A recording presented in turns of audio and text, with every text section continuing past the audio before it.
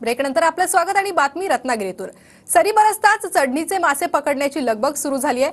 संगमेश्वरच्या बोरसूत गावातील चढणीचे मासे पकडण्याचा अनोखा अनुभव पर्यटकांनी घेतलाय।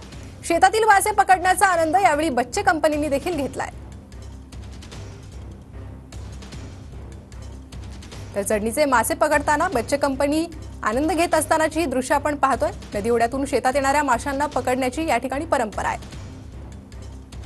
कोकणात पहिल्याच पावसाळ्यातली गंमत असते ती चढणीच्या मासे पकडण्याची।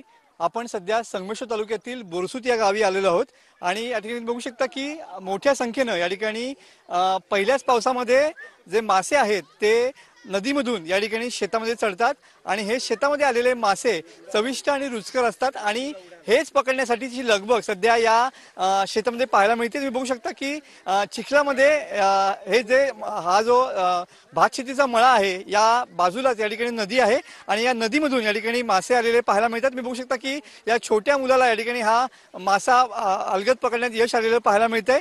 चढणीचे मासे पकडण्याची लगबग या ठिकाणी पाहायला मिळते। कॅमेरामन समित गजनेसह मी मनोज लेले, TV9 मराठी, रत्नागिरी।